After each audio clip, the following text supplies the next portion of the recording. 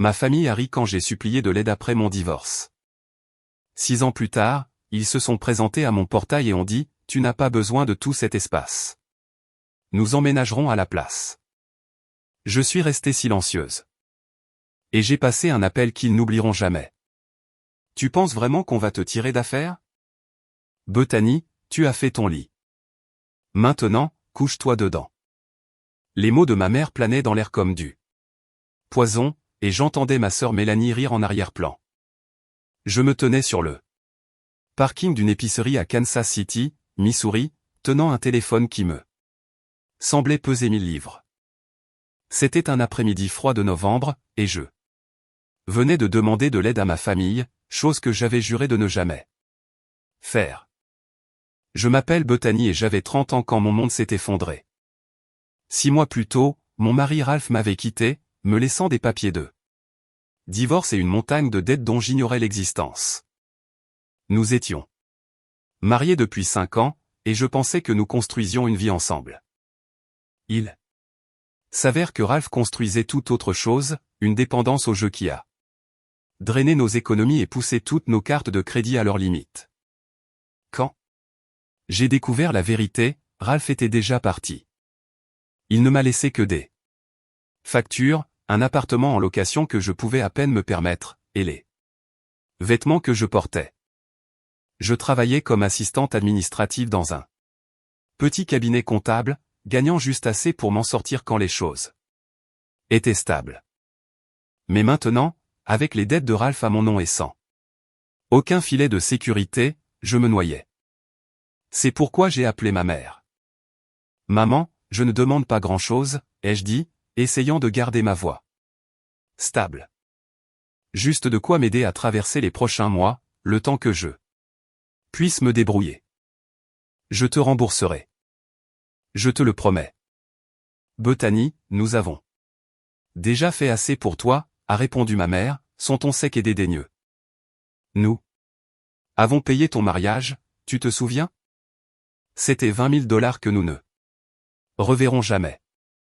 Et maintenant tu en veux plus? J'ai senti mon estomac se tordre. Le mariage avait été leur idée. La grande salle, les fleurs coûteuses. Le photographe qui facturait plus que mon loyer mensuel. J'avais voulu quelque chose de petit, mais ma mère avait insisté pour que ce soit parfait. Parfait. Pour qui? Me suis-je demandé maintenant. C'était différent, ai-je dit. Doucement. C'est une urgence. Ralph m'a tout pris. Alors tu aurais peut-être dû être plus maligne sur qui tu épousais, a claqué ma mère. Nous ne sommes pas une banque, Bethany. Tu dois apprendre à te débrouiller seule. En arrière-plan, j'ai de nouveau entendu la voix de Mélanie, moqueuse et cruelle. Dis-lui de prendre un deuxième emploi. Ou peut-être aurait-elle dû y penser avant de laisser Ralph la marcher sur les pieds. Ma sœur avait toujours été comme ça. En grandissant, Mélanie était l'enfant prodige. Plus jolie, plus intelligente, plus réussie aux yeux de nos parents. Elle avait épousé un homme riche nommé Grégory, un promoteur immobilier qui la gâtait avec des vacances et des sacs à main de créateur. Mélanie n'a jamais eu un jour de difficulté dans sa vie, et elle adorait me le rappeler. Je dois y aller, dit ma mère brusquement. Nous sommes sur le point de dîner. Bonne chance, Bethany. J'espère que tu t'en sortiras. La ligne a été coupée, et je suis resté là, dans le froid, fixant mon téléphone. J'ai senti les larmes me monter aux yeux, mais j'ai refusé de les laisser couler. J'avais demandé de l'aide, et il s'était moqué de moi. Ma propre famille m'avait tourné le dos quand j'en avais le plus besoin. Cette nuit-là, je me suis assise dans mon petit appartement et j'ai pris une décision. Je survivrai à cela, et je le ferai seul. Je n'avais pas besoin de l'argent de ma mère ni de la pitié de Mélanie. Je reconstruirai ma vie à partir de zéro. Et un jour, il regretterait de m'avoir douté. J'ai commencé par prendre un deuxième emploi, serveuse dans un restaurant le week-end. Le travail était épuisant, mais les pourboires m'aidaient à garder la tête hors de l'eau. Je me suis également inscrite à des cours en ligne pour améliorer mes compétences, espérant décrocher un emploi mieux rémunéré. Chaque dollar que je gagnais allait au remboursement des dettes de Ralph et à l'épargne pour un avenir que je ne pouvais pas encore voir, mais que je refusais d'abandonner. Au cours de ces premiers mois, j'ai appris ce que signifiait être vraiment seul. Mes amis s'étaient éloignés après le divorce, soit parce qu'ils prenaient le parti de Ralph, soit parce qu'ils ne savaient pas comment gérer ma situation. Ma famille avait clairement indiqué qu'elle ne voulait rien avoir à faire avec moi. Alors, je me suis plongé dans le travail et la survie, un jour à la fois. Mais même dans ces moments sombres, je sentais quelque chose remuer en moi, une détermination silencieuse qui refusait de s'éteindre. Je n'allais pas seulement survivre. J'allais prospérer. Et quand ce serait le cas, je m'assurerais que ma famille verrait exactement ce qu'elle avait jeté. 6 ans plus tard, je me tenais aux portes de ma propre propriété, un vaste domaine à la périphérie de Kansas City que j'avais acheté avec l'argent que j'avais gagné en bâtissant une entreprise de conseil prospère. J'avais réussi à sortir de la pauvreté, j'avais appris par moi-même tout ce que je devais savoir sur les affaires et la finance. Et j'avais transformé ma douleur en force. Et maintenant ma famille était de retour.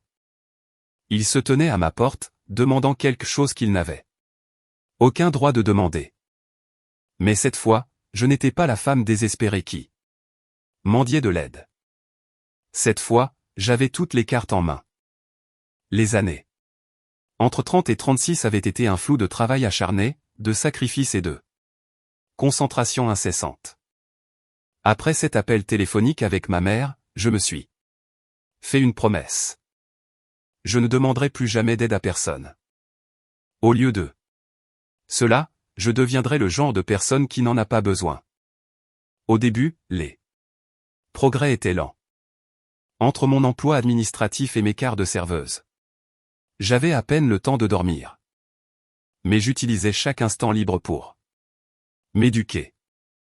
Je lisais des livres sur les affaires, regardais des tutoriels sur le marketing et étudiais des entrepreneurs à succès qui avaient commencé avec rien.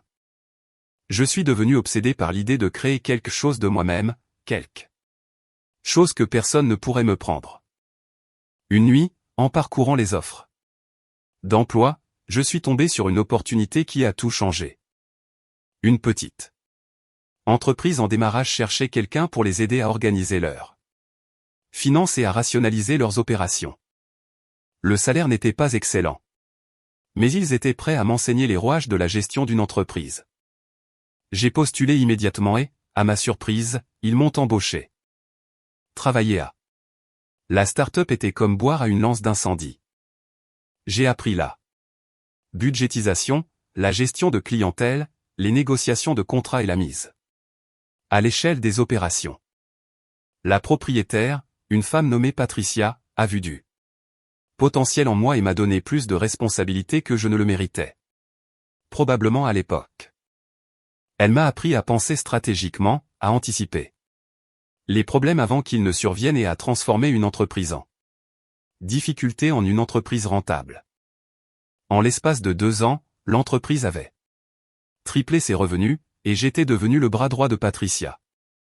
Elle m'a attribué une grande partie de ce succès, et quand elle a décidé de prendre sa retraite, elle m'a proposé de me vendre une participation dans l'entreprise. Je n'avais pas l'argent tout de suite, mais Patricia croyait suffisamment en moi pour mettre en place un plan de paiement. C'était un risque, mais c'était un risque que j'étais prête à prendre. Cette décision a changé ma vie. Quand j'ai eu 33 ans, j'avais racheté Patricia entièrement et renommé l'entreprise sous mon propre nom. J'ai recentré notre activité sur le conseil, et dans les petites entreprises à optimiser leurs opérations et à augmenter leur rentabilité. Le travail était exigeant, mais je l'adorais. Pour la première fois de ma vie, j'avais l'impression d'être en contrôle. L'entreprise a grandi plus vite que je ne l'avais jamais imaginé. Les clients se recommandaient mutuellement et bientôt. J'ai dû embaucher des employés pour faire face à la demande. J'ai déménagé de mon appartement exigu pour une maison modeste. Puis, à mesure que l'entreprise continuait de se développer, j'ai de nouveau déménagé, cette fois-ci pour une propriété qui me semblait presque trop belle pour être vraie. C'était un domaine de 4 acres à la périphérie de Kansas City, entouré d'arbres et d'intimité. La maison elle-même était magnifique, moderne mais chaleureuse, avec de grandes fenêtres qui laissaient entrer la lumière naturelle, et une cuisine dont je n'avais fait que rêver. Il y avait une maison d'amis sur la propriété, une piscine, et même un petit jardin où je pouvais cultiver des légumes. Quand j'ai signé les papiers, je me suis assise dans mon nouveau salon et j'ai pleuré. Non. Pas parce que j'étais triste, mais parce que je ne pouvais pas croire le chemin parcouru. 6 ans plus tôt, je mendiais à ma mère quelques centaines de dollars. Maintenant, je possédais un lopin de terre valant plus que tout ce que ma famille n'avait jamais eu. Mais je ne leur ai rien dit. Je n'ai pas appelé ma mère ni envoyé de photos à Mélanie. Je voulais profiter de mon succès sans leur jugement ni leur jalousie. Pendant des années, j'ai gardé ma vie privée, bâtissant mon entreprise et me concentrant sur mon propre bonheur. Et puis, un après-midi, tout a changé. J'étais dans mon bureau quand mon assistante m'a fait signe. Bethany, il y a quelqu'un à la porte. Ils disent que c'est de la famille. Mon estomac s'est noué. Je n'avais pas parlé à ma famille depuis plus de 5 ans. Après cet appel téléphonique, j'avais coupé tout contact. Je n'avais pas bloqué leur numéro, mais j'avais arrêté de répondre quand ils appelaient. Finalement, ils avaient cessé d'essayer. Qui est-ce, ai-je demandé. Une femme nommée Mélanie. Elle dit qu'elle est votre sœur. J'ai senti une vague de colère m'envahir, suivie de curiosité.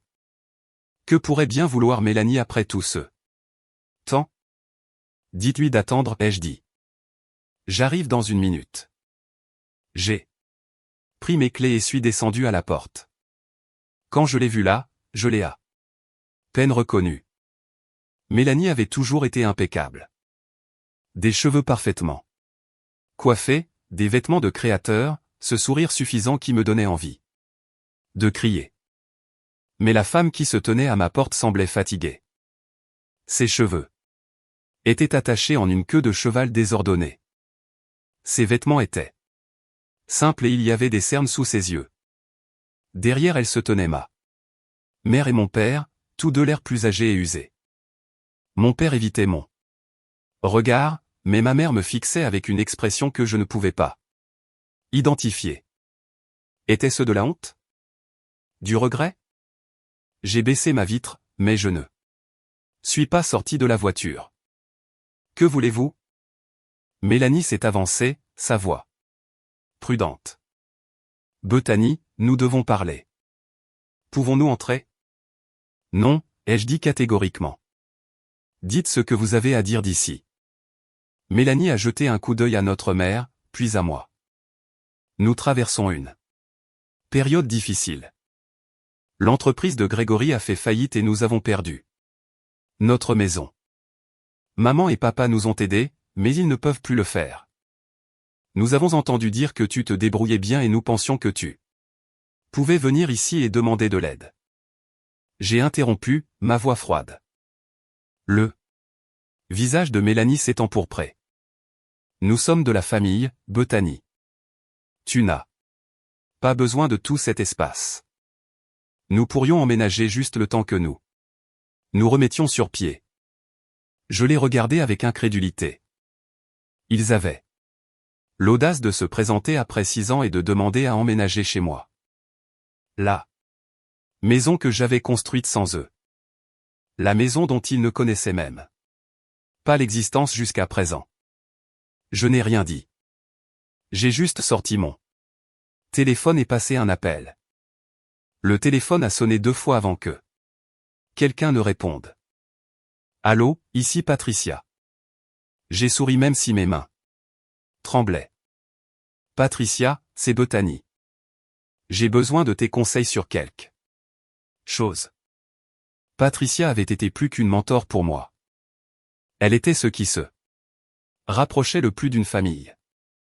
Après sa retraite, nous sommes restés en contact et elle a continué à me guider chaque fois que j'en avais besoin. Elle connaissait mon passé, le divorce, le fait que ma famille m'ait tourné le dos. Et elle savait à quel point j'avais travaillé dur pour en arriver là. Qu'est-ce qui se passe? A demandé Patricia, sa voix chaleureuse et rassurante. Ma famille vient de se présenter à ma porte, ai-je dit, gardant ma voix stable. Ils veulent emménager avec moi. Ma sœur a tout perdu, et ils pensent que je leur dois de l'aide. Il y a eu une longue pause à l'autre bout du fil. Puis, Patricia a dit, Bethany, tu ne leur dois rien. Tu le sais, n'est-ce pas? Oui, ai-je dit. Mais je veux gérer ça correctement.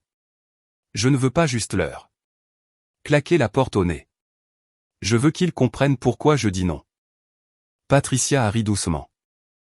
Alors dis-leur la vérité. Rappelle-leur ce qu'ils t'ont dit il y a 6 ans. Et s'ils ne comprennent toujours pas, éloigne-toi. Tu as le droit de protéger ta paix. J'ai remercié Patricia et j'ai raccroché. Puis je me suis retourné vers ma famille qui était toujours à la porte, attendant ma réponse. J'ai pris une grande inspiration et je suis sorti de la voiture. Vous voulez parler de famille? Ai-je dit, ma voix calme mais ferme. Parlons de famille. Mélanie a ouvert la bouche pour parler, mais j'ai levé la main pour l'arrêter. Il y a 6 ans, j'ai appelé maman et j'ai mendié de l'aide. Tu te souviens de ce qu'elle m'a dit? Ma mère a baissé les yeux, le visage pâle. Mélanie a bougé mal à l'aise, mais elle n'a pas répondu. Elle m'a dit que j'avais fait mon lit et que je devais m'y coucher. J'ai continué. Tu t'es moqué de moi, Mélanie. Tu m'as dit de prendre un deuxième emploi. Et papa, tu n'as pas dit un mot. Tu es resté là et tu les as laissés m'humilier. Mon père a enfin levé les yeux, son regard rempli de quelque chose qui aurait pu être du regret. Bethany, nous ne savions pas à quel point les choses étaient graves. Tu t'en fichais. J'ai interrompu. Tu t'en fichais parce qu'il était plus facile de me rayer que de m'aider. Et maintenant, 6 ans plus tard, vous vous présentez ici. En demandant la même chose que ce que j'ai demandé à l'époque. Voyez-vous l'ironie? Les yeux de Mélanie se sont remplis de larmes. Mais je n'ai ressenti aucune sympathie. Bethany, nous sommes désolés. Nous avons fait une erreur, mais nous sommes désespérés. Nous avons besoin de ton aide. J'étais désespéré, moi aussi, ai-je dit. Mais je m'en suis sorti seul. J'ai travaillé 2 emplois. Repris mes études et bâti une entreprise à partir de rien. Je n'avais personne sur qui m'appuyer, et je n'avais pas de filet de sécurité, mais j'ai survécu, et j'ai prospéré. Ma mère s'est avancée, sa voix tremblante. Nous sommes fiers de toi, Bethany. Vraiment, mais nous te demandons d'être la plus grande personne. Ici. La famille est censée s'entraider. J'ai ri, mais il n'y avait aucun humour dans mon rire. La famille est censée s'entraider.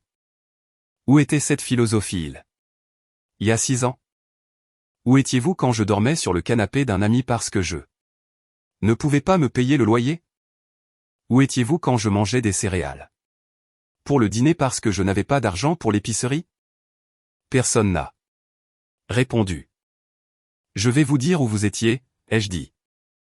Vous étiez assis dans vos maisons confortables, à me juger pour mes erreurs et à vous féliciter de ne pas être à ma place. Eh bien, devinez quoi? Maintenant vous l'êtes. Mélanie a essuyé ses yeux et a reculé. Alors c'est tout. Tu vas juste nous renvoyer? Oui. Ai-je dit simplement. Je vais vous renvoyer parce que je ne vous dois rien. Vous avez eu votre chance d'être là pour moi, et vous avez choisi de ne pas l'être. Maintenant, je choisis de ne pas être là pour vous. Mon père a enfin parlé, ça. Voix basse. Qu'est-ce qu'on est censé faire, Bethany? La même chose que moi. Ai-je dit, débrouillez-vous. Prenez un deuxième emploi. Réduisez vos dépenses. Faites tout ce qu'il faut. Vous survivrez comme je l'ai fait. Je me suis retourné pour retourner à ma voiture, mais ma mère m'a appelé. Bethany, s'il te plaît, ne fais pas ça. Nous sommes de la famille. Je me suis arrêté et je les regardais. La famille ne se moque pas de toi quand tu te noies. La famille ne te tourne pas le dos quand tu en as le plus besoin. Tu m'as appris cette leçon il y a 6 ans, et je ne l'ai jamais oubliée. Sans un autre mot, je suis monté dans ma voiture et je suis retourné à la maison. Je n'ai pas regardé dans le rétroviseur. Je ne voulais pas voir leur visage ni entendre leur supplication. J'avais dit ce que j'avais à dire, et maintenant c'était fini. Quand je suis entré, je me suis versé un verre de vin et je me suis assise dans mon salon. La maison était calme et pendant un instant, j'ai ressenti un étrange mélange d'émotions. Une partie de moi se sentait coupable de les avoir renvoyés. Mais une plus grande partie de moi se sentait soulagée. Soulagée d'avoir enfin tenu tête. Soulagée de ne pas les avoir laissés me culpabiliser à faire quelque chose que je ne voulais pas faire. J'ai pensé à la femme que j'étais. Celle qui mendiait de l'aide et pleurait en s'endormant. Cette femme était partie. À sa place se trouvait quelqu'un de plus fort. Quelqu'un qui avait appris à la dure que la seule personne sur qui l'on peut compter est soi-même. Assise là, j'ai réalisé quelque chose d'important. Ma famille n'était pas venue à ma porte parce qu'elle m'aimait ou parce qu'elle voulait renouer. Elle était venue parce qu'elle avait besoin de quelque chose de ma part. Et quand j'ai dit non, ils sont partis aussi facilement qu'il y a 6 ans. Mais cette fois, je m'en fichais. J'avais bâti une vie dont j'étais fier. Et je n'allais laisser personne me l'enlever. Pas même les gens qui étaient censés m'aimer inconditionnellement. Le lendemain matin, je me suis réveillé, me sentant plus légère que je ne l'avais été depuis des années. Pour la première fois depuis que ma famille avait réapparu, j'avais l'impression de pouvoir respirer. J'avais dit ce qui devait être dit, et j'avais tenu bon. Cela aurait dû être la fin. Mais bien sûr, ce ne fut pas le cas. J'étais dans mon bureau à domicile, en train d'examiner des contrats pour un nouveau client, quand mon téléphone a commencé à vibrer. Le premier appel venait d'un numéro que je ne reconnaissais pas. Je l'ai ignoré. Puis un autre appel est arrivé, et un autre.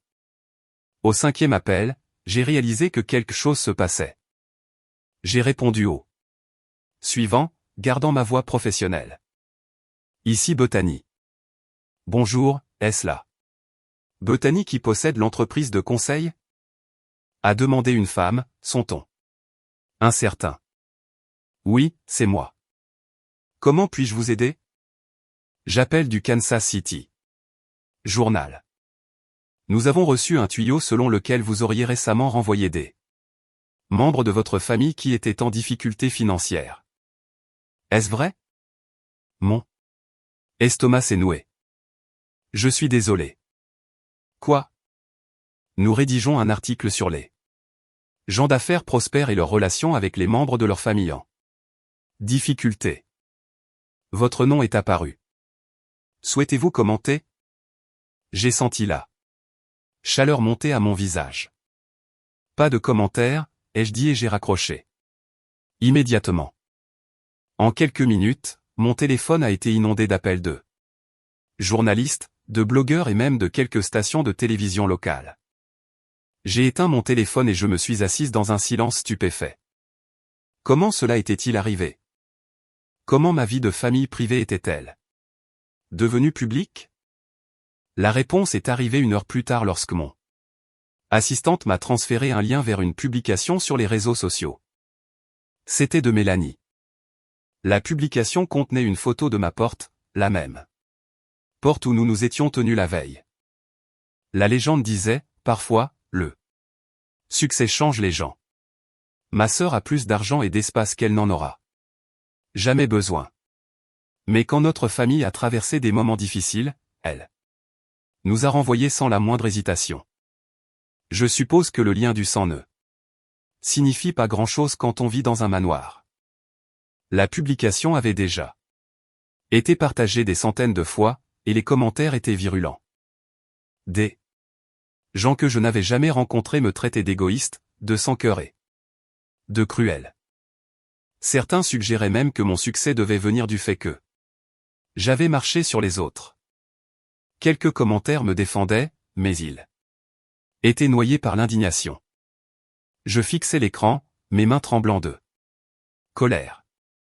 Mélanie avait utilisé les réseaux sociaux comme une arme pour me dépeindre comme la méchante, sachant pertinemment que les gens se rangeraient de son côté sans connaître toute l'histoire. Elle avait transformé ma décision privée en un spectacle public. Et maintenant, j'étais jugé par des étrangers qui ne savaient rien de ce que j'avais traversé. Je voulais répondre. Je voulais publier ma propre version de l'histoire, raconter au monde l'appel téléphonique d'il y a 6 ans, la façon dont ma famille m'avait abandonné quand j'en avais le plus besoin. Mais quelque chose m'a arrêté. Répondre à la publication de Mélanie ne ferait qu'ajouter de l'huile sur le feu. Cela transformerait cela en une bataille incessante que je n'avais aucun intérêt à mener. Au lieu de cela, j'ai de nouveau appelé Patricia. J'ai vu la publication, dit Patricia avant même que je puisse parler. Bethany, je suis tellement désolé. C'est plus qu'inapproprié. Elle essaie de détruire ma réputation, ai-je dit, ma voix serrée.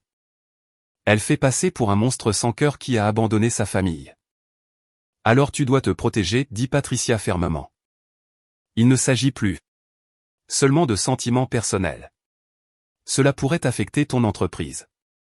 Tu dois prendre les devants avant que cela ne dégénère. Comment, ai-je demandé, me sentant dépassé. D'abord, documente tout. Si tu as des enregistrements de cet appel téléphonique d'il y a 6 ans, trouve-les. Si tu as des preuves de la façon dont ta famille t'a traité, rassemble-les. Deuxièmement, engage un avocat. La publication de Mélanie pourrait être considérée comme de la diffamation si elle nuit à ta réputation. Et troisièmement, envisage de publier une déclaration, non pas pour l'engager, mais pour rétablir les faits selon tes propres termes. J'ai pris une grande inspiration et j'ai hoché la tête, même si elle ne pouvait pas me voir. D'accord, je vais faire ça. Et Bethany a ajouté. Patricia, ne te laisse pas briser par ça. Tu as fait trop de chemin pour les laisser te rabaisser maintenant. Après avoir raccroché, j'ai passé le reste de la journée à suivre les conseils de Patricia. J'ai fouillé dans de vieux dossiers et j'ai trouvé des relevés bancaires de l'année de mon divorce, montrant les dettes que Ralph m'avait laissées. J'ai aussi trouvé des messages textes de cette période. Des messages où j'avais demandé de l'aide à ma mère et n'avais reçu que des réponses froides et dédaigneuses. J'ai contacté un avocat nommé Grégory, ironiquement le même nom que le mari de Mélanie, et je lui ai expliqué la situation. Il a examiné la publication de Mélanie et a confirmé qu'elle pourrait être considérée comme diffamatoire, d'autant plus qu'elle impliquait que j'avais fait quelque chose de moralement répréhensible sans fournir le contexte complet. Vous avez une bonne affaire, a dit Grégory. Mais je veux que vous réfléchissiez attentivement si vous voulez poursuivre. Les poursuites judiciaires peuvent être coûteuses et émotionnellement épuisantes. Parfois, la meilleure solution est de l'ignorer et de laisser passer. Je ne veux pas l'ignorer, ai-je dit. Je veux que les gens connaissent la vérité. Alors, rédigeons une déclaration, a suggéré Grégory. Quelque chose de factuel. Et de professionnel. Nous la publierons sur votre page professionnelle et l'enverrons à tous les médias qui vous contacteront. Laissez les faits parler.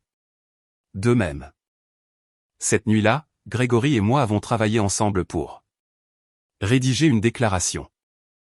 Elle était simple et directe. Il y a 6 ans, j'ai traversé un divorce difficile qui m'a laissé dans la ruine financière.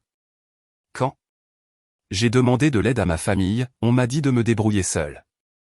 J'ai fait exactement cela. J'ai occupé plusieurs emplois, repris mes études et bâti une entreprise à partir de rien. Récemment, ma famille m'a contacté pour demander un soutien financier et un logement. J'ai refusé, non pas par méchanceté, mais parce que je crois qu'ils sont capables de surmonter leurs défis, tout comme j'ai surmonté les miens. Je leur souhaite bonne chance, mais je ne serai pas publiquement honteuse pour avoir posé des limites. La déclaration a été mise en ligne le lendemain matin, et la réponse a été immédiate. Certaines personnes ont continué à me critiquer, mais beaucoup d'autres ont commencé à voir mon côté. Les commentaires ont afflué de personnes qui avaient été dans des situations similaires, des personnes qui avaient été blessées par des membres de leur famille et avaient lutté avec la culpabilité de dire non. Mais ce qui m'a le plus surprise, c'est le silence de Mélanie. Elle n'a pas répondu à ma déclaration. Elle n'a pas publié d'autres mises à jour. C'était comme si elle s'était attendue à ce que je m'effondre sous la pression. Et quand je ne l'ai pas fait, elle a manqué de munitions. Pendant quelques jours, j'ai cru que c'était la fin. L'attention médiatique s'est estompée et la vie a commencé à reprendre son cours normal. Mon entreprise a continué de prospérer et je me suis concentré sur le travail que j'aimais. Mais ensuite, j'ai reçu un appel qui a tout changé. L'appel venait d'un numéro que je ne reconnaissais pas, mais cette fois, j'ai répondu. Est-ce Bethany? A demandé une voix d'homme. Oui. Qui est-ce? Je m'appelle Thomas. Je suis l'avocat de votre mère et de votre sœur. J'ai senti mon sang se glacer. Que voulez-vous? Mes clients croient avoir un recours légal sur une partie de vos biens, a dit Thomas, son ton professionnel mais ferme. Plus précisément, ils soutiennent que votre mère a fourni un soutien financier pendant votre mariage avec Ralph et que ce soutien constitue un prêt qui n'a jamais été remboursé. J'ai failli rire.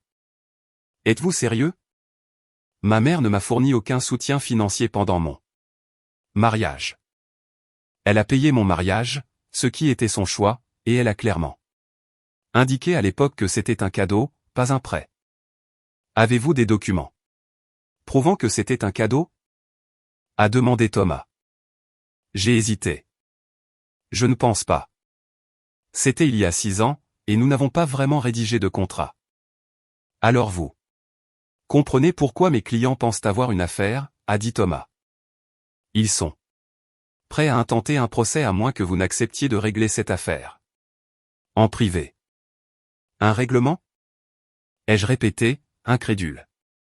Que demande-t-il? 200 000 $, a dit Thomas. Il croit que ce montant reflète le soutien financier qu'ils ont fourni, plus les intérêts. J'ai eu l'impression d'avoir reçu un coup de poing dans l'estomac. 200 000 $. C'était plus que ce que ma mère avait jamais dépensé pour mon mariage, et nous le savions toutes les deux. Il ne s'agissait pas de rembourser un prêt. Il s'agissait de me punir d'avoir dit non. Dites à vos clients d'intenter un procès, ai-je dit, ma voix tremblant de colère, parce que je ne leur donnerai pas un seul centime. J'ai raccroché avant que Thomas ne puisse répondre. Mes mains tremblaient, et j'ai senti des larmes de frustration me monter aux yeux. Comment pouvait-il faire ça? Comment pouvait-il transformer quelque chose qui s'était passé il y a 6 ans en une arme légale? J'ai appelé Grégory immédiatement et je lui ai raconté ce qui s'était passé. Il a écouté attentivement, puis a dit, Bethany, c'est du chantage. Ils espèrent que vous les paierez juste pour que cela disparaisse. Mais si vous tenez bon, je ne pense pas qu'ils aient une bonne affaire. Et S'il dépose quand même, ai-je demandé. Alors nous nous battons, a dit Grégory. Nous soutiendrons que les dépenses de mariage étaient un cadeau, pas un prêt. Nous soulignerons également le fait que votre mère vous a explicitement dit qu'elle ne vous aiderait pas pendant votre divorce. Cela contredit l'idée qu'elle agissait comme votre prêteuse. Je n'arrive pas à croire qu'ils iraient aussi loin, ai-je dit doucement. Malheureusement, le désespoir pousse les gens à faire des choses terribles, a répondu Grégory. Mais vous n'êtes pas seul dans cette affaire. Nous nous en occuperons ensemble. Au cours des jours suivants, j'ai essayé de me concentrer sur le travail, mais la menace d'un procès planait sur moi comme un nuage noir. Je n'arrêtais pas de penser à la façon dont ma famille avait déformé notre histoire pour s'adapter à leur récit. Le mariage avait été leur idée. Ils avaient insisté sur la salle coûteuse, les fleurs extravagantes, le bar ouvert, et maintenant ils prétendaient que c'était un prêt que je leur devais. Une semaine plus tard, le procès a été officiellement déposé. Quand Grégory m'a transmis les documents, je les ai lus avec un mélange d'incrédulité et de rage. Le procès affirmait que ma mère m'avait fourni un soutien financier important tout au long de ma vie d'adulte. Que j'avais manqué à mes obligations en refusant d'aider quand ils en avaient besoin. Tout cela était des mensonges. Ma mère ne m'avait jamais soutenu financièrement au-delà du mariage. Elle avait clairement indiqué que j'étais seul et j'avais accepté cela. Maintenant, elle réécrivait l'histoire pour se faire passer pour une victime. Mais ce qui rendait les choses pires, c'était le timing. Mon entreprise était à un point critique. Nous négocions un contrat majeur avec un détaillant national et la dernière chose dont j'avais besoin était une publicité négative. Si la nouvelle se répandait que j'étais poursuivi par ma propre famille, cela pourrait nuire à ma réputation et me coûter l'affaire. J'ai rencontré Grégory pour discuter de notre stratégie. Nous devons être agressifs, a-t-il dit. Nous déposerons une requête en irrecevabilité, arguant que leurs allégations n'ont aucun fondement juridique. Nous interrogerons également votre mère et votre sœur sous serment pour enregistrer leur version des faits. S'ils mentent, cela deviendra très vite évident. Et s'ils ne mentent pas, ai-je demandé. Et s'ils croient réellement leur propre version des faits? Grégory m'a lancé un regard de sympathie. Alors nous leur prouverons qu'ils ont tort avec les faits. Croyez-moi, Bethany, vous avez la meilleure affaire. Mais à mesure que le procès traînait en longueur, j'ai commencé à douter de moi. L'avocat de ma famille était implacable, fouillant dans tous les aspects de mes finances et de ma vie personnelle. Ils ont assigné des dossiers de mon entreprise, de mes comptes bancaires, même de mon ancien propriétaire de l'appartement que j'avais loué après mon divorce. Le pire, ce fut la déposition. J'ai dû rester assise dans une salle de conférence pendant des heures pendant que Thomas me harcelait de questions conçues pour me faire paraître égoïste et ingrate. Il a posé des questions sur mes revenus, mes propriétés, mon style de vie. Il a demandé pourquoi je n'avais pas contacté ma famille après que mon entreprise soit devenue prospère. Il a même demandé si je me sentais coupable d'avoir plus que. J'ai répondu à chaque question aussi honnêtement que possible, mais à la fin de la journée, je me sentais épuisé et démoralisé. Ce n'était pas seulement une bataille juridique. C'était une bataille émotionnelle. Ma famille essayait de me détruire, et elle était prête à mentir et à manipuler pour y parvenir. Cette nuit-là, je me suis assise seul dans mon salon, fixant la cheminée. J'ai pensé à tout ce que j'avais traversé, le divorce, la dette, les années de lutte pour reconstruire ma vie. J'avais survécu à tout cela, et j'en étais ressorti plus forte. Mais cela semblait différent. Cela ressemblait à une trahison qui coupait plus profondément que tout ce que Ralph ou ma famille n'avait jamais fait auparavant.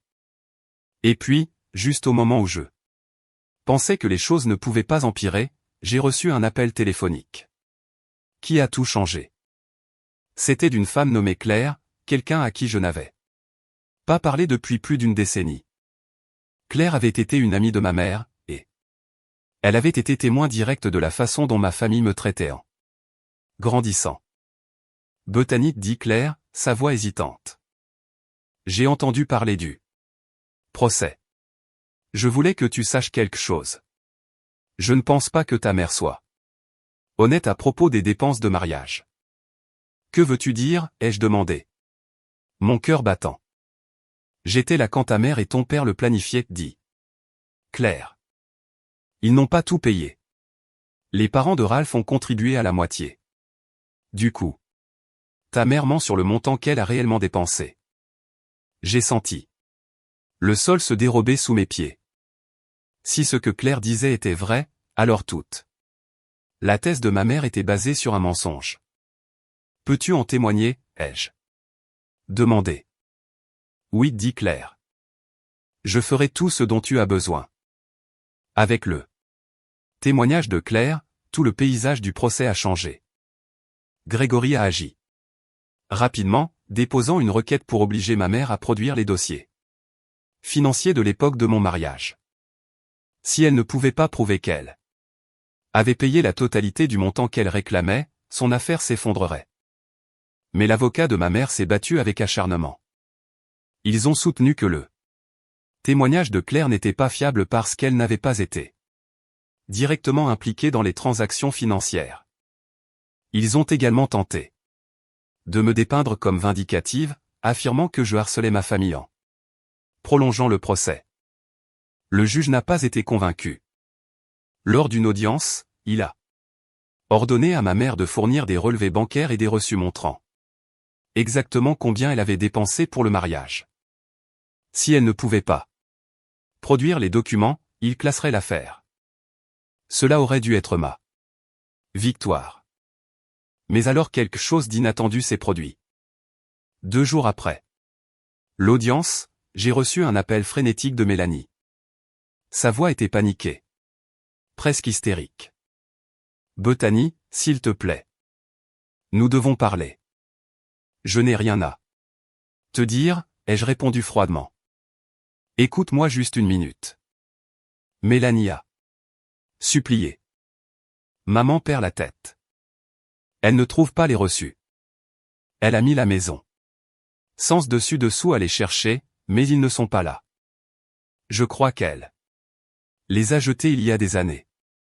Ce n'est pas mon problème, ai-je dit. Bethany. S'il te plaît, dit Mélanie, sa voix brisée.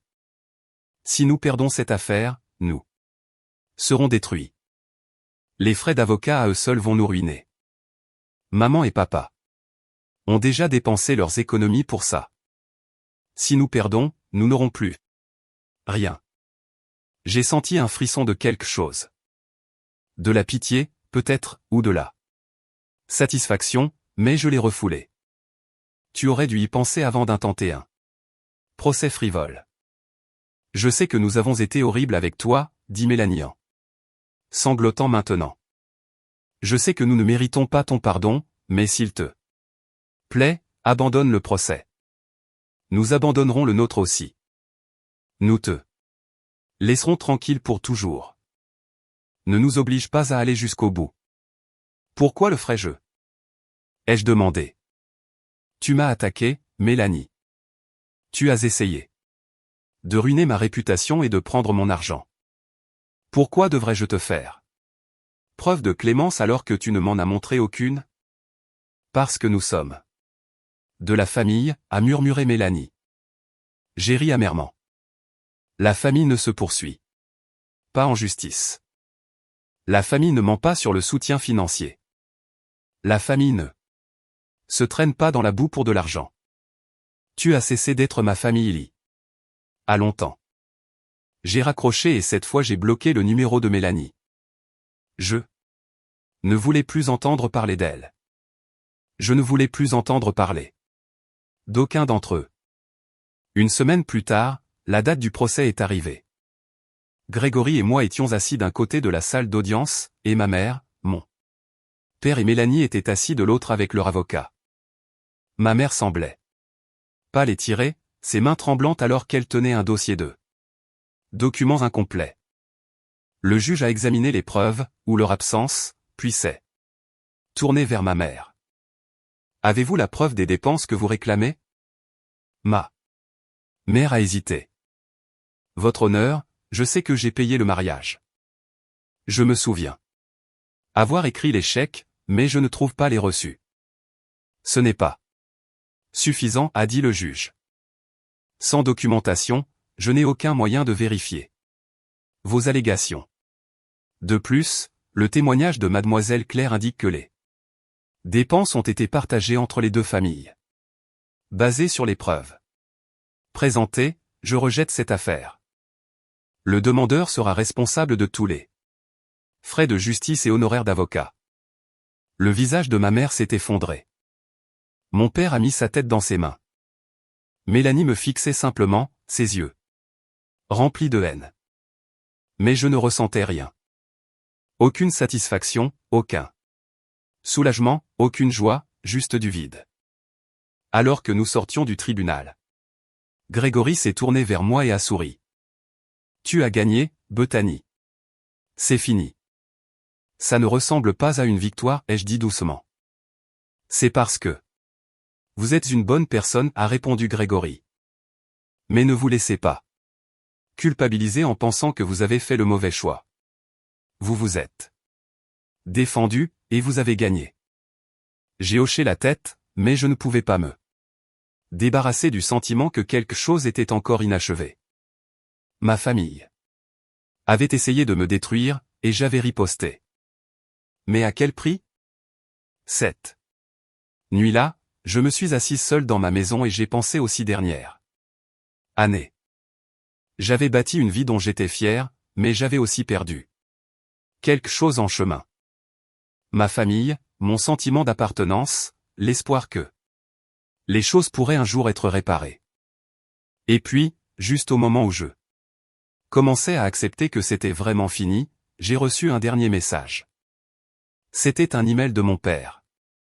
L'objet disait « Je suis désolé ». J'ai hésité avant de l'ouvrir. Une partie de moi voulait le supprimer sans le lire, mais la curiosité a eu raison de moi. L'email était court.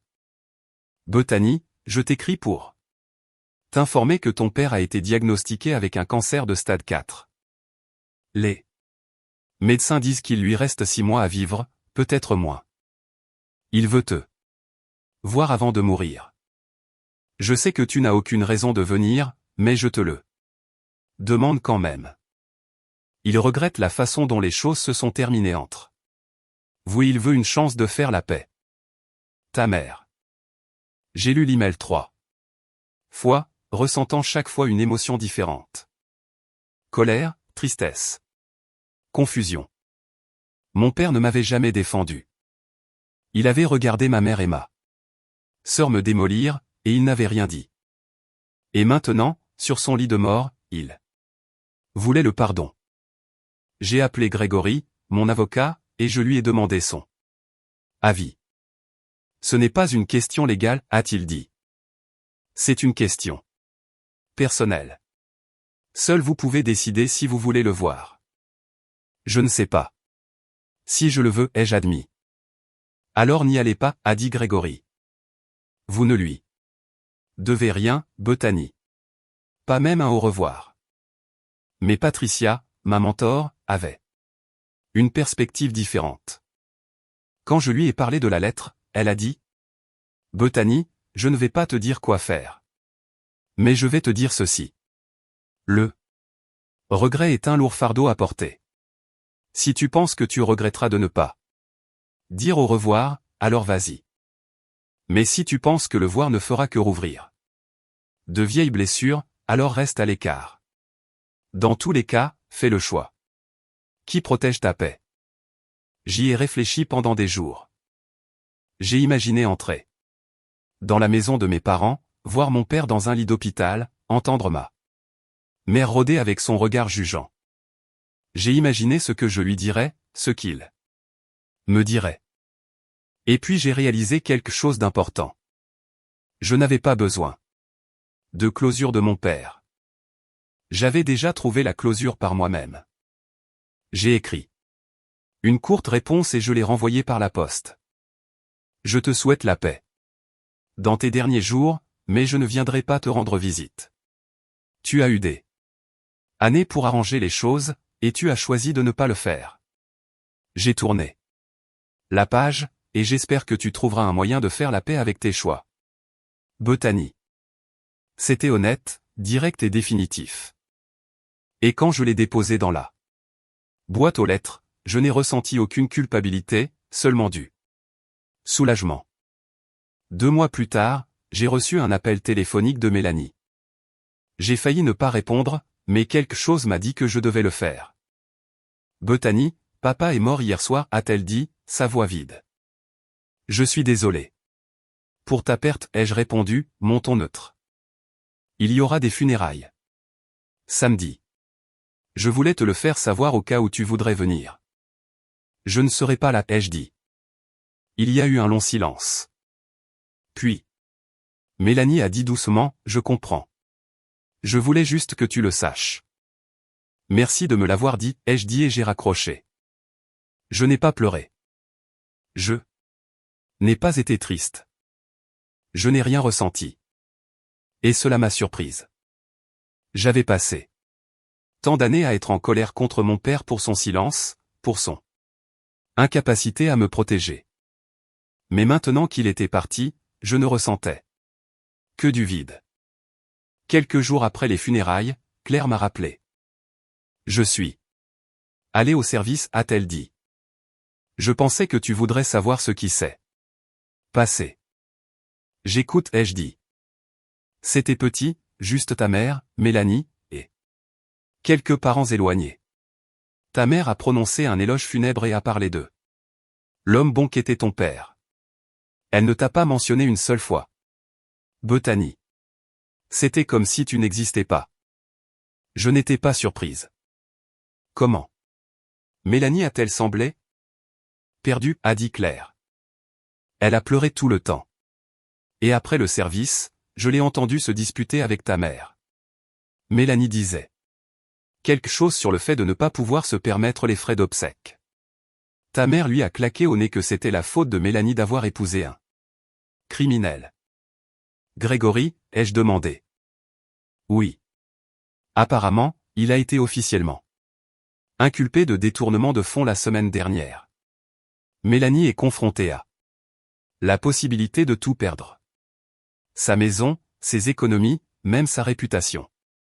Les gens en ville l'appellent la femme d'un escroc. J'aurais dû ressentir de la satisfaction en entendant cela, mais à la place, je me suis juste senti fatigué.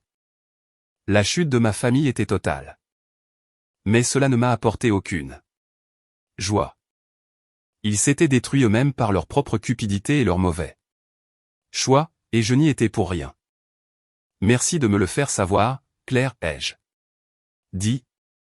Il y a encore une chose à ajouter, Claire.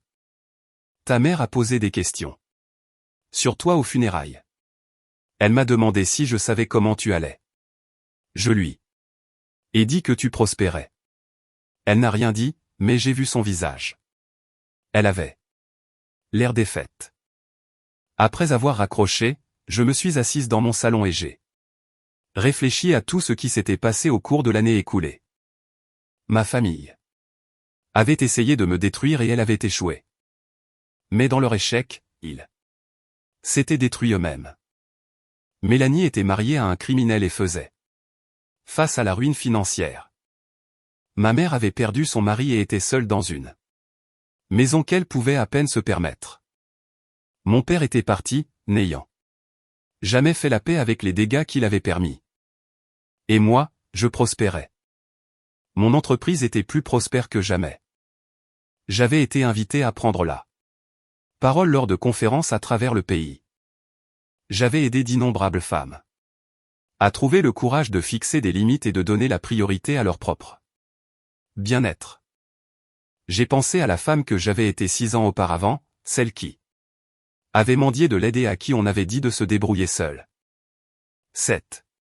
Femme aurait été terrifiée par le voyage à venir, mais elle n'aurait pas cru à quel point elle deviendrait forte. Dans les mois qui ont suivi, j'ai appris par Claire que ma mère avait vendu sa maison et déménagé dans un petit appartement. Le mari de Mélanie a été condamné à 5 ans de prison pour détournement de fonds. Et elle a été forcée de prendre un emploi de caissière pour joindre les deux bouts. Les mêmes personnes qui avaient autrefois admiré sa richesse et son statut chuchotaient maintenant sur sa chute. Ma mère, amère et isolée, passait ses journées seule, éloignée de la fille qu'elle avait repoussée et accablée par les conséquences de sa propre cruauté. Ils avaient tout misé sur le fait de me démolir. Et à la fin, ils avaient tout perdu, leur réputation, leur stabilité. Et toute chance de réconciliation. Le karma qu'ils avaient créé avait bouclé la boucle, et il n'y avait personne d'autre à blâmer qu'eux-mêmes. Quant à moi, je me tenais sur le balcon de ma maison un soir, regardant le soleil se coucher sur les arbres, et j'ai ressenti quelque chose que je n'avais pas ressenti depuis des années. Une paix authentique. J'avais bâti une vie selon mes propres termes. Entouré de gens qui m'appréciaient pour ce que j'étais, et non pour ce que je pouvais leur donner. Ma famille avait essayé de me briser. De me faire honte, de me forcer à reprendre le rôle de la fille oubliée qui leur devait tout. Mais j'avais refusé. J'avais dit non quand cela importait le plus. Et ce faisant, je m'étais sauvé. Le voyage avait été douloureux, les batailles épuisantes.